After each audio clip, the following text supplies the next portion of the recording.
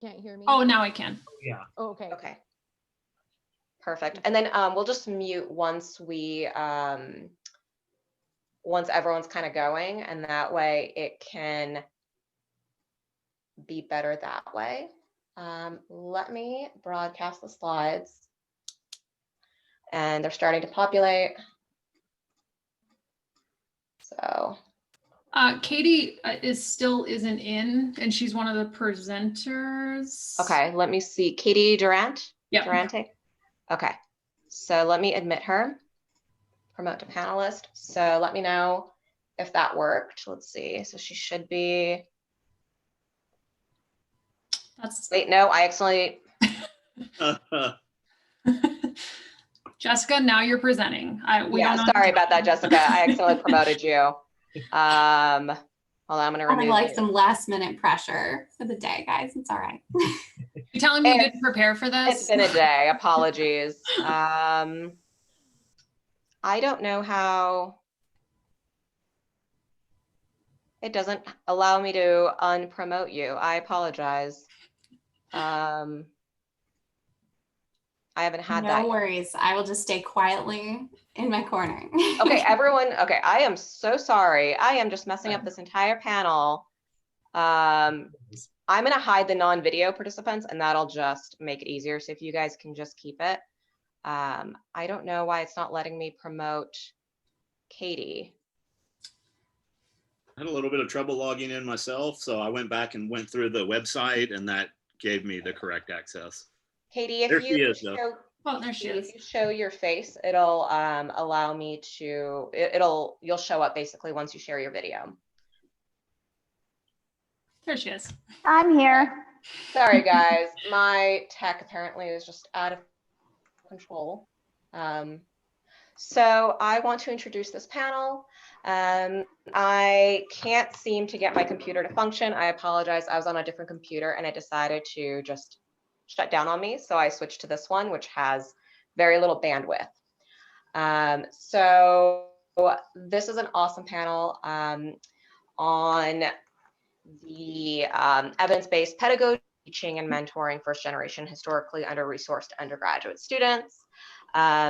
I am going to give you guys a heads up when we have the 8-minute mark, if you guys need it, and I'll send you just a little private message. And then we'll just proceed in the order of the program, and we'll save questions for last. I'll go through the Q&A. So for those of you who are in the attendee list, please make sure that you put your questions in the Q&A, not the chat, just because we won't be checking on those. Dana, I'm sorry, I put you accidentally on the panel and it's not letting me de-promote you. So just keep your visual blind. So I'm not on the e-board, so like I apologize. I'm just kind of filling in. All right, so we'll get started here and have fun, right? Ask lots of questions. These folks are super experienced. I just asked the presenters to make sure that they time themselves and mute themselves while others are presenting. So first up is going to be, let's see, Lance. Hey everybody, my name is Lance Hignite. I am a faculty member at Nevada State College. I'm hoping everyone can see my screen. I'll be talking about writing intensive courses in criminal justice. So the first question probably is why would you be interested in that? You know, really throughout my career, I have noticed, particularly from criminal justice agency heads, that there is a tremendous need to improve the writing of criminal justice students. So kind of at the macro level, we're looking at that. At a micro level, I've never come across a professor who has said, hey, I have a big stack of papers on my desk and I cannot wait to read these papers. I mean, I just can't wait. I had something else to do, but I think I'm going to sit down and grade these papers. And then it's going to bring me even more happiness and joy. So from a practical standpoint, you know, better writers make for better papers. I also believe that in most doctoral programs, they don't teach us a lot about teaching, let alone about writing pedagogy. So again, this is something that I kind of just stepped into because of my position and where I was teaching, but I'd like to talk to you a little bit more about it in depth. So, the first thing I'm going to do is just really kind of go over kind of some of the goals and the outcomes, but I'm going to back up a step and talk a little bit about just the WIC program in general. So WIC is writing intensive courses. So essentially what's happening at Nevada State College is we have a writing center that started. That writing center believed in this whole writing across the curriculum philosophy. They designed the WIC program essentially whereby if you are interested, you can apply to be a part of this program. You will be trained by the writing center. You will get an embedded writing specialist who is a student. So essentially you are looking at a lot of training for the professor and for the embedded writing specialist. So we've been doing this since about 2016. A couple of people on this panel have been kind of there since the beginning. But again, that's kind of just our program. That writing across the curriculum is like a late 1970s initiative. So what we're really looking at here is a couple of different key elements or best practices. First is the notion that the professor has to take some responsibility. In other words, you need to have some understanding of your own philosophy and pedagogy. And again, when I came into this program first, I had no idea what my pedagogy was. I mean, yeah, they do assignments, they write their assignments. That's what I had to do. That's what you have to do. But that's not very helpful, particularly at a teaching institution, particularly when you are in a competitive market and people are asking about your teaching philosophy and it is, well, I'm student-centered. Well, how so? Well, we do a lot of discussions. Well, we do, if you are truly student-centered, then again, you have to take some responsibility in that relationship. And that involves writing and assignments. So next is changing attitudes. Again, this is part of that same issue that faculty may have to change their attitudes as well. Again, based on the fact that you've come to this realization that your pedagogy is something completely opposite to what you're having your students do in their writing assignments. Integral to the discipline, give me a break, everybody knows that. Revision and feedback. So part of the best practices for writing centers is you are allowing your students to, at least with one assignment, revise and resubmit. For those of you who are out there with that big stack of paper and you're spending a lot of time writing comments, my question to you is why? Why are you spending so much time when we know time and time again, you write all of these lengthy comments and then maybe they don't address any of those comments. Maybe they keep doing the same thing over and over again. So my question is, why are you doing the same thing over and over again? So you can learn that through the creation of really solid assignment prompts, through the creation of a very clean and parsimonious rubric, that essentially if you have those two things already in place, 3 comments is all you're adding to the comment section. You have a very structured prompt. You have a rubric that explains everything they've done wrong. Really, I feel like a lot of us spend a lot of time writing comments, but those comments are really there just to justify what our grade was and why you got that grade.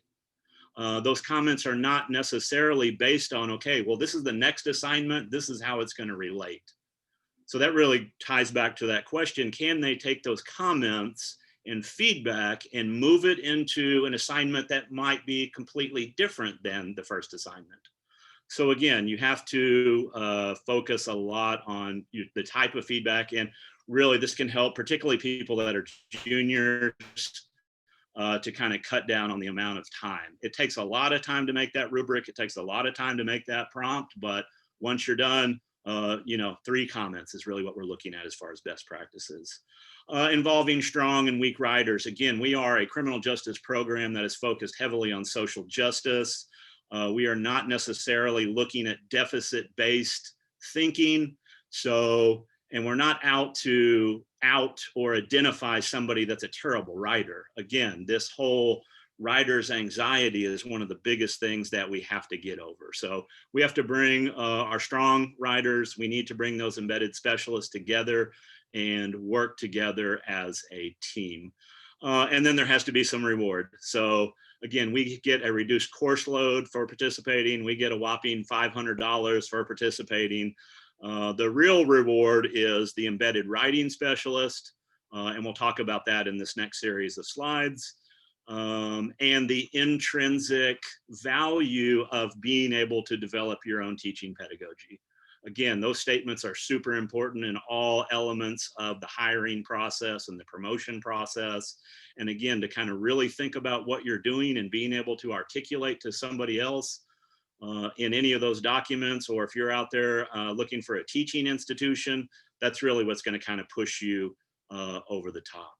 So there has been one study already completed on our particular program. It was a qualitative study, and it really just looked at the writing specialists. So when we look at one element here, we're talking about the boundary work. So, you know, I feel that one of the major side effects or side benefits of this program is it allows the students to start thinking about writing and teaching writing from a faculty member's perspective. So we look at a couple of different issues here in negotiating that identity. You know, the first relates to, you know, their role as a writing center specialist vis-a-vis their role as a WIC embedded specialist. So these are two different things. In the writing center, the students are coming to them asking for help. As an embedded specialist, they're right there taking the class with the students. In theory, they have taken the class before. So they have to learn how to negotiate those different roles when they're talking about their boundary work. They also have to look at this notion of being a novice and being an expert. Again, they have this expertise or a form of expertise. We're certainly not going to call them experts, but when they get into the classroom and they have to answer a question, again, that's when your true expertise is demonstrated. You know, hey, I can talk about all this stuff, but oh my gosh, what am I going to do if they ask me a question? So, you know, part of negotiating who they are as specialists deals with that kind of transformative process. In other elements at our school, we talk about, you know, really trying to improve self-efficacy. So this is kind of one of those issues. And then the mine and yours. So the mine and yours really kind of wraps this up. What we are talking about here is, what do you want to do as an embedded writing specialist, and how do you want to do it in relationship to what I want you to do as the professor. So that's part of negotiating that boundary, is they come in with their expertise. Generally speaking, you want to maximize what they're good at and try and coach them up or train them up on the things that they're not so good at. So again, these were just some of the key elements that were uncovered based on a qualitative study of this particular program. Thanks for your time, everybody. I appreciate it.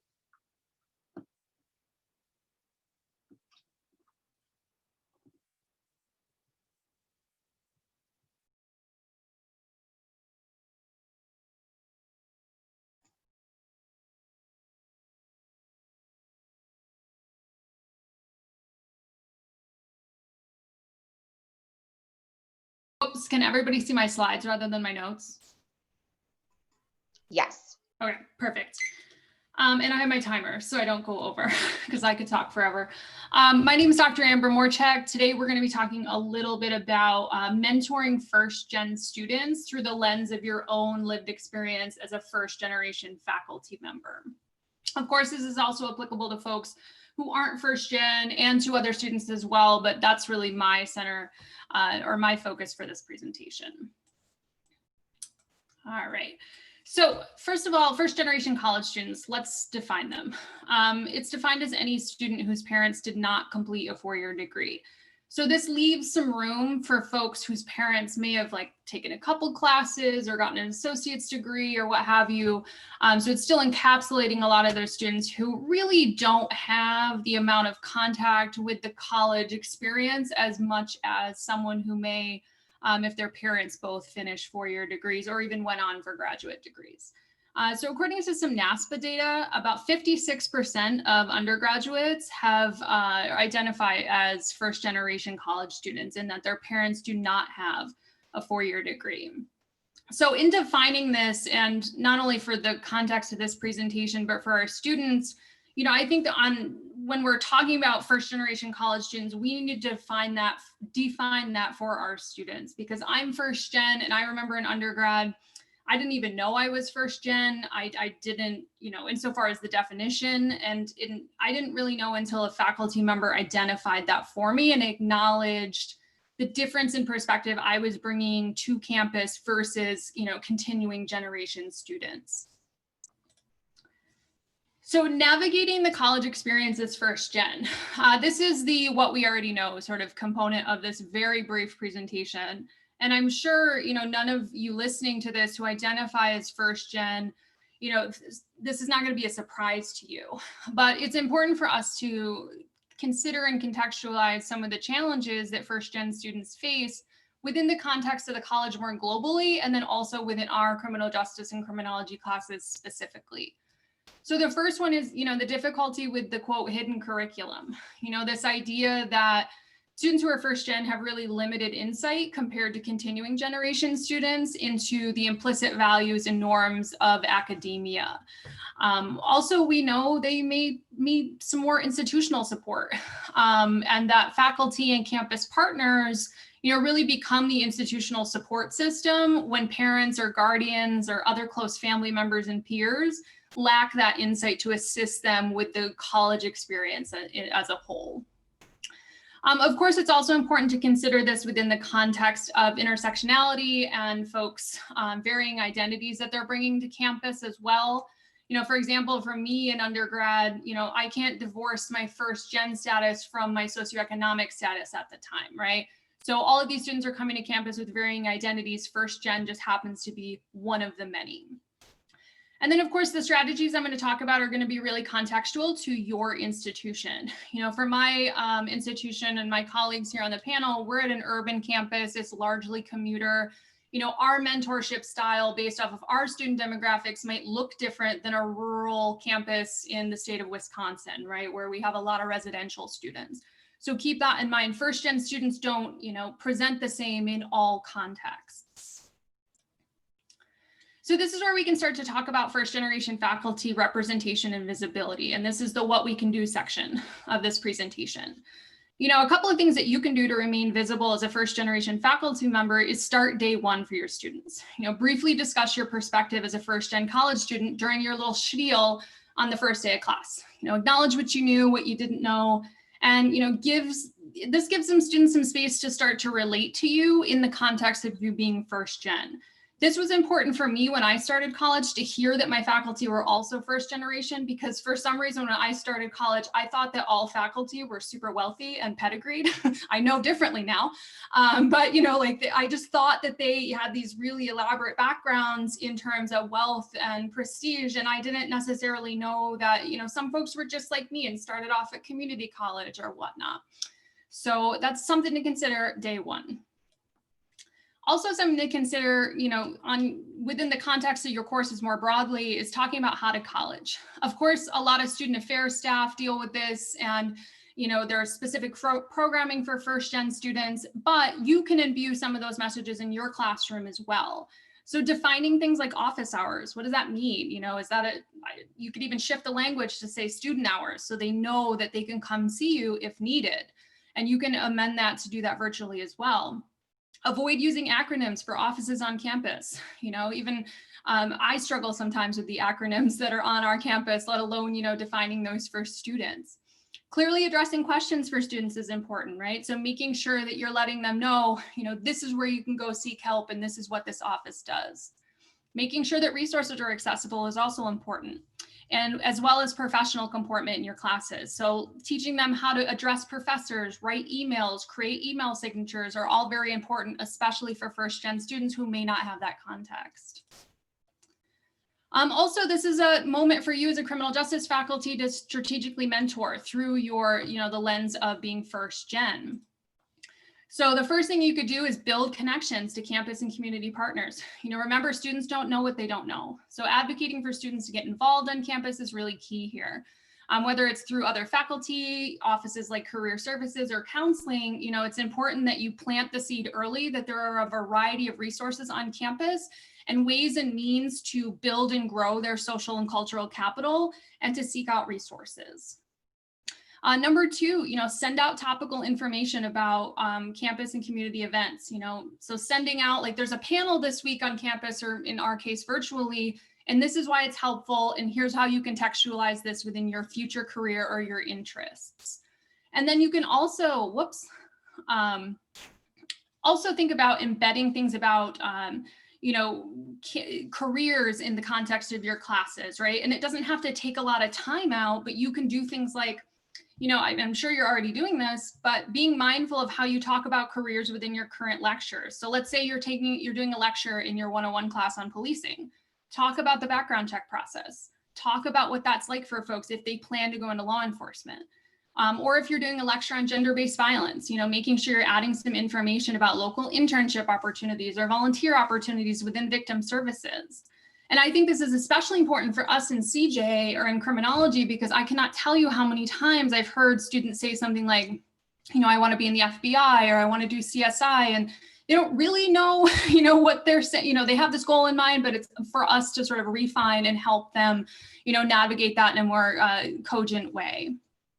Or if you're teaching research methods, right? Like being able to talk about graduate school or advertise graduate school or informational opportunities, right? Like I'm sure your career service center has a lot of those sessions that are, valuable for students, and getting the word out there about that is important. My colleague Logan and I, and he's in this panel as well, we were getting a lot of questions about graduate school from our students. So him and I in tandem made this essentially a document that gives a timeline for students of how to navigate the graduate school process. And it has resources embedded therein. And it makes it not only easier for students, especially first-gen students who don't know about graduate school, don't know what that looks like, to get them information of how they should plan out, how to apply and what to do. And it takes a little bit of our workload off, in that we're not answering the same questions over and over and over again. We have a streamlined set process for them to navigate. And then lastly, of course, like context matters, right? We're in a pandemic right now. All of our students have needs that vary from really dire needs to, a little trivial thing, a lot of things going on right now. And we have to triage what we can accomplish and how many students we can reach and in what context. And we have to recalibrate our methods and tools, given the circumstances and given our own limitations on intellectual and emotional bandwidth. But to leave you in this presentation, I do want to say there are small things, like I mentioned, you can do as a first generation faculty member to not only remain visible and represented on campus, but to hold the door open behind you for other first generation students that you may come in contact with. So there's my resources, contact info, and that's it. All right, Logan, you're up next. All right, let me pull up my slides real quick.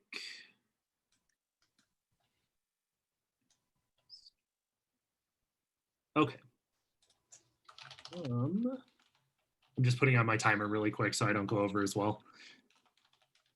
Okay, so hi everyone. Welcome today. Thanks for coming. My name is Logan Kennedy. I am an assistant professor of criminal justice at Nevada State College, and today I'm here to talk about teaching writing to underserved populations. So I want to start with this quote specifically: "If writing is easy, you're doing it wrong." I feel like this is one of the most apt quotes ever written, because as academics or people working in academia, we know that this is incredibly difficult to do. But what's even more difficult than writing yourself is teaching others how to write effectively. So typically when I start with teaching students how to write, I always start with the writing process. We go through things like pre-writing, drafting, revising, editing, and publishing or sharing. But the thing that I always find helpful is utilizing this as a starting point for students, making sure that it's not constrictive. So I emphasize that this is only a guideline for how to write specifically. My process per se is to pre-write and draft per section of a paper. So I work on one section at a time. I know that this doesn't work for everyone. So I tell my students what works for me may not work for them. So teaching others how to write can be incredibly difficult, but this is especially true when teaching underserved populations. This is when you're teaching students who may have faced some systemic issues, some traumatic events in their lives, or even other life challenges that prevented them from having the same educational groundwork as their peers. Now, we all know that the goal in a classroom is success, but it can be really difficult to measure what we perceive to be academic success. Currently, we use GPA, but this is not the best measure that we know of. This is not the best measure that we could utilize.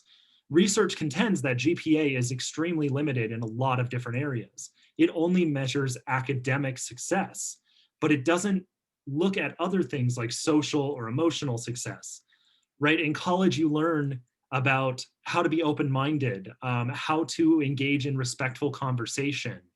And we know that underserved populations are disproportionately impacted by GPA. So typically they have lower GPAs than their peers. This may not be the best way to measure effective writing. So what we really want to do is promote mastery within our classrooms. And if you've ever read the book Drive by Daniel Pink, it's a great read. He talks a lot about reward systems and how they're not always effective in the classroom, that grades don't always promote mastery, right? They're more so reinforcing extrinsic motivation rather than the intrinsic motivation that is necessary for mastery to occur. So this can be incredibly difficult. There are a number of different challenges of teaching students how to write. Lance brought up some of these earlier as well. But when students are taught how to write, they're taught to do so from a creative standpoint oftentimes. In high school or early collegiate careers, this creative lens does not always align with academic writing. And because of this, our responsibility as educators is to teach them how to bridge the gap between creative and academic writing, right? So when we talk about academic writing in the classroom, and I know many of you have probably experienced this, students view academic writing as a laundry list attempt. It's merely talking about one finding after another. It's a series of disconnected ideas. There's no cohesive argument. So something that we really need to do is teach students how to identify themes within the literature and work around those themes, use a creative lens to bring those themes together, essentially, so that they have a set of cohesive and interrelated ideas. Now, because we're dealing with undergraduate students, we are going to deal with the issue of procrastination as well. Faculty deal with this on a daily basis, students do. It's a human issue in general. And one of my favorite quotes about this is reviewing it as, is it procrastination or is it prioritization, right? Because that's framing it differently. It's more positive overall. But procrastination is a massive issue when it comes to writing because we know that most people do not write well under pressure.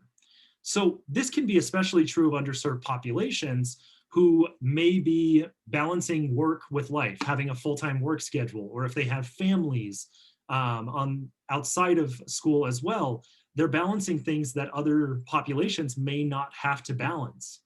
And something else that connects with the idea of procrastination is the fact that many undergraduate students tend to overestimate their own writing ability, which makes it seem like it won't take as long to write a paper as it actually will, right? Many of you, and if you're anything like me at least, will read for hours and maybe get a sentence or two down on paper. So it can be incredibly difficult and time consuming. But one of the things we should really consider when we are teaching students how to write is, what is the goal of the writing? This can get lost in translation when we're prepping new classes or even updating previous courses. Now, think about the goal of the writing. If it's reflective, we're thinking about social problems and how they impact certain populations. Oftentimes, reflective writing is used in conjunction with documentaries or even criminal justice facility visits. So experiential learning methods may be most appropriate for this because it allows students to relate their own experiences to what they're learning about. However, with academic writing, we view these as social problems to be solved. So when we teach academic writing, we think about it as solution-oriented. What can we do to diminish this problem? Problem-based learning may be the most impactful or one of the most beneficial pedagogical approaches to academic writing. We're teaching them that you need to view this as a problem, communicate it as a problem, and offer up a solution on how to diminish that problem. Now, with applied projects, it's a little bit different because these are much more vast. They reinforce conceptual knowledge with practical application. Because of this, they're more prone to a variety of different pedagogical approaches. One example is in my Introduction to Criminology class, I have students complete a paper discussing a fictional character where that person has committed a crime and they have to apply a theory specifically about why that person committed a crime according to the theory of interest. Now, you can use a different type of pedagogical approach depending on what you're hoping to accomplish, but with my assignment, I utilize both experiential learning because they're talking about their experiences, how they might relate to this fictional character, and problem-based learning because they have to offer up a solution for how to diminish crime in that person's life overall. So overall, there are a number of different challenges that we should be considering when deciding how to teach students to write overall, but there's a number of solutions that I've come up with here as well. We should consider things like goal awareness, scaffolding, and intrinsic motivation, right? Goal awareness, it's imperative to think about what we want to accomplish with an assignment before we start thinking about the pedagogical approach we'll take to teaching that material overall. Number one, if the goal is not clear to you, it absolutely will not be for your students. Another beneficial solution would be scaffolding. This is oftentimes beneficial for avoiding procrastination, but many people think of this as submitting draft after draft after draft. And like Lance mentioned before, feedback can be incredibly time consuming. So that may not be the best use of your time as an instructor. You have to be purposeful with your assignments and give low stakes opportunities. So you might find it beneficial to actually employ certain assignments like annotated bibliographies because you're making sure they're doing the reading for the paper. Free writes, they have low stakes opportunities for free writes where they can think about where they want to take the topic. And even an editing and peer reviewing process, because then they can think about or see exactly how their writing has improved over time. And now finally, with intrinsic motivation, Daniel Pink talks about the fact that we have autonomy, mastery, and purpose all coming together to bring together intrinsic motivation. Now, if you think about this, promoting mastery and increasing autonomy can be really difficult, and feedback can be incredibly time consuming. So like Lance said, maybe 3 specific comments would be enough. But those comments should absolutely have instructional details on how to improve performance because students are more likely to take that type of feedback then. And then finally, when we have intrinsic motivation, we know that students want to practice their writing. And practice makes perfect, like any other task. This is especially true with writing. So writing can be incredibly difficult, but when we reinforce things like intrinsic motivation, it makes it a lot more manageable. All right, so thank you. And this is my contact information here if you guys have any questions for me. Great. So up next is Katie and Cristina.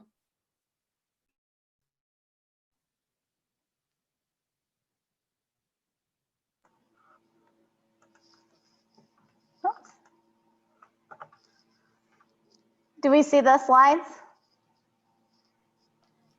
It is currently in presenter mode, so I think you still need to do. Oh no. Uh-oh. If you click at the bottom where you see the Zoom, the one right to the left of that where it's like a little like screen projector, if you click on that, it'll automatically do it. Uh-oh. I think the problem is I have 2 screens, so I don't know. Okay. Well, we can see it. But you disappeared. I disappeared. Oh shoot. I guess I should have attended the practice training this week. All right, now I see your presenter screen where like what you would normally see. Okay, so but right now you don't just see the slides? I see the slide and the next slide. And now I see small icons for all the slides. Oh no. Listen, this is the blooper wheel of Thursday, all right? I really have no idea how to get out of this If because you go to, Katie, if you go to display settings up at the top, there you go. Okay. And then just switch your monitors. Perfect. No, do not duplicate. Swap. There you go. Perfect. All right. So now you can see me and see. Yes. All Yeah. right. Sorry about that, everybody. Well, my name is Katie Durante, and I'm an assistant professor at Nevada State College, along with these fine people who are obviously a little bit more technologically proficient than I am. And I'm here with Cristina Caputo, who is the director of the Academic Success Center here on campus. And we're going to share with you today some of our results from data we have been collecting in regards to the use of supplemental instruction, which we will refer to as just SI, with our undergraduate students in a criminal justice statistics course. And the reason why I started working with the Academic Success Center and Cristina and adopted the SI program into my statistics course is because statistics is not a popular course topically, which is probably a big shocker to most of the people here. Students were really struggling and wanting additional study time, and I had actually found myself arranging informal study sessions for them outside of class. So this is where Cristina comes into the picture, and she will give you a brief background on what SI is. Thanks, Katie. Hello, everyone. So SI is an international academic support model that was developed at the University of Kansas City, Missouri in 1973 by Dr. Deanna Martin. So it's been around for some time.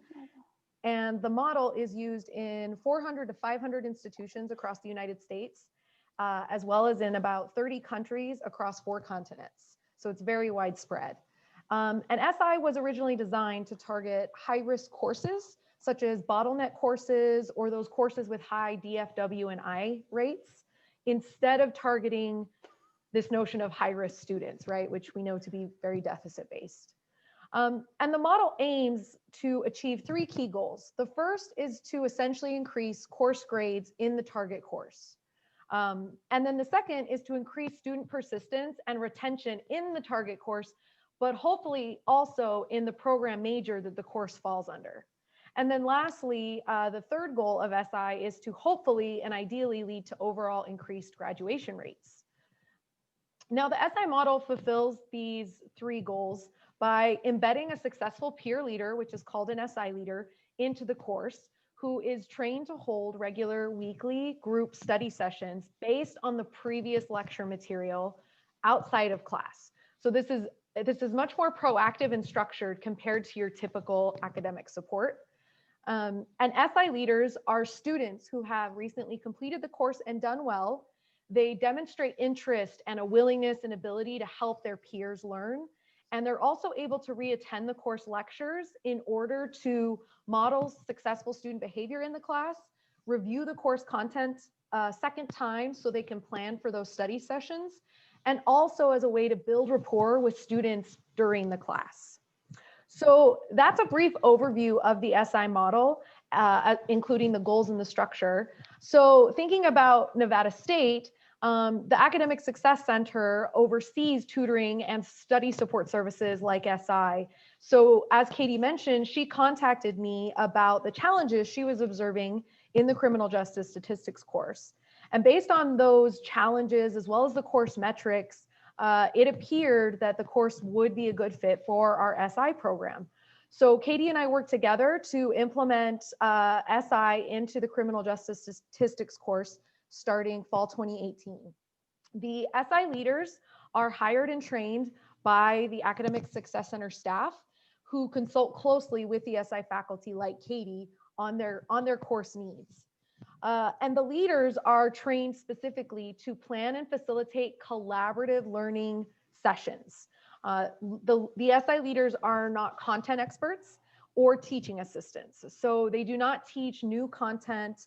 They do not lecture or give direct answers to students, nor do they provide grading or administrative support to the instructor. However, instead, their role is really to guide students in working together to review and break down the course concepts while integrating effective study strategies as well as other resources. So it really gets at this idea of promoting self-efficacy and confidence so that they can learn the material together and feel confident on their own later. Lastly, the SI leaders meet with Katie weekly or monthly to consult on the course material and the areas that students may be struggling with in the sessions. So that's an overview. I'm now going to turn it over to Katie, who will discuss the results and impact of the program. All right, so now that Cristina introduced you to what supplemental instruction is and what it looks like in my statistics course for criminal justice majors, I'm going to share some of our findings with you. First, I should say that COVID-19 has appended our research unexpectedly, so I'm sure none of you can relate to that, but that's kind of where we're at, which means that we had to temporarily stop collecting data since I'm no longer teaching this course in person. For now, we only have data for 3 course sections, which about 55 students responded to our survey and participated. Overall, our key findings, both descriptive and inferential, suggest that upon the adoption of SI, the number of students who earned D's, F's, and withdrew from the course fell from about 30% to about 10%. We find that there's a linear relationship between SI attendance and earning a higher grade. So students who attend SI more frequently earn higher grades on average than their peers. And this relationship holds true even when controlling for other factors, including student GPA, which we use to account for previous academic success. SI is also a very popular program. So across these 3 sections, at least for the students who responded to our survey, about 70% of them attended SI at least one time, and the average number of times is 7, so a mean of 7 times across the semester. A majority of our students identify as Latino or Latinx or Hispanic, and we find that, unfortunately, even with SI, these students, along with our other minoritized students, so including Black students, Asian and Pacific Islander students, as a whole, they do not earn as high of grades as our white students. However, on a more positive note, we do find that women are doing as well in the class as their male peers, which is especially important at an institution like Nevada State College, where a majority of our students are women. And then finally, we have explored a moderating effect and found that SI seems to benefit all students about equally, rather than helping minoritized students close that grade disparity gap I just described. And so overall, we feel good about these results and the impact that SI has been having on our students, but we have been thinking of ways that perhaps SI can change to help our minoritized students in the future earn grades more similar to their white peers. So this is definitely something on our radar and something that we want to work towards in the future. So thanks for coming to our talk. We're really happy to discuss any of any questions in regards to if you're thinking about adopting SI into your class, or what it looks like, or any of the data presented here. And here's our contact information, so don't hesitate to reach out. Thank you.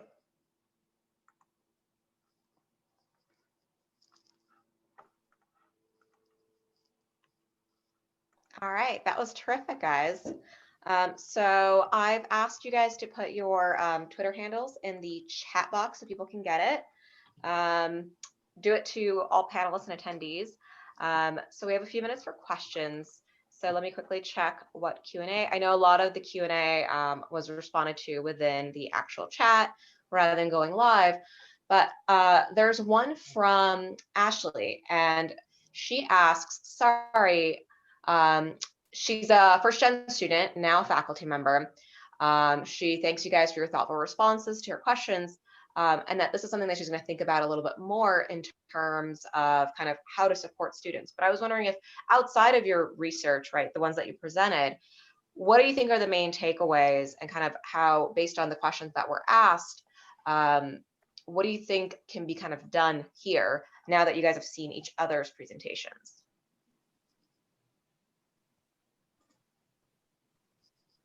If anyone wants to go first, I don't know. Can you rephrase that a little bit? Sure. So based on the questions that you kind of responded, if you want to summarize what you shared and or comment on how it incorporates with others' presentations.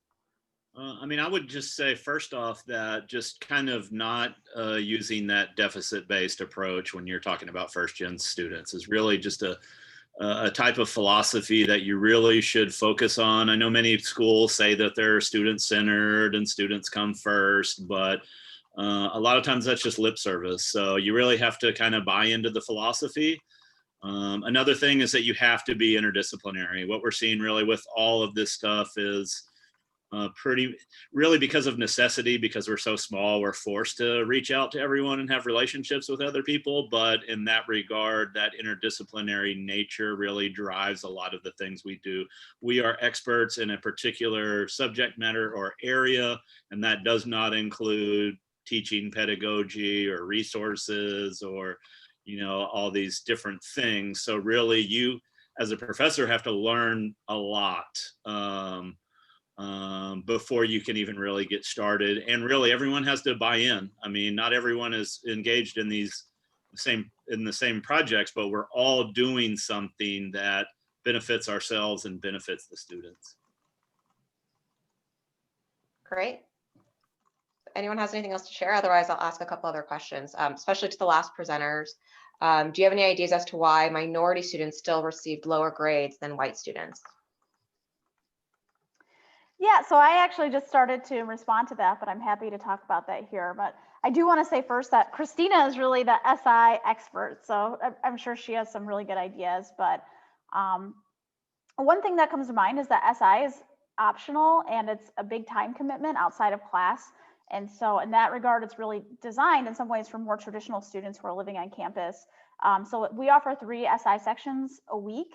And this semester, now that we're all online, we actually have evening sessions, and we have a Saturday morning session, which is awesome because the SI leader is awesome and is willing to do that. But in general, I think it's difficult for students, for example, who work full time. We have a lot of non-traditional adult students. They have children. So if you're a parent, you know, you might not be able to spend as much time on campus. I know Amber also mentioned that we're primarily a commuter college. And so again, if you live nearby, maybe it's easy for you to pop by for an hour for SI, but if you, we're located in Henderson, which is like in the south of Las Vegas. A lot of our students live in the north of Vegas and they commute 2 hours round trip to get to campus.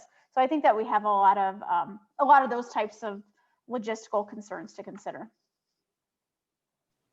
Yeah, I would second all of that. I think Katie hit it on the head. And I think another thing that we've brainstormed together in considering that would be interesting to see if we can study down the road as we continue to collect kind of data on it is really the identities of our SI leaders, you know, and so really considering, you know, there's so much research out there about, you know, students seeing faculty of color, right, or faculty who represent their identities in the classroom. And I imagine that same research and literature applies to what we're doing with SI and peer leaders. And so really thinking about, you know, the demographics of our own SI leaders and whether or not students see themselves in these peers that are available outside of class to help them, in addition to those other variables and constraints that Katie mentioned that we're trying to navigate or bridge.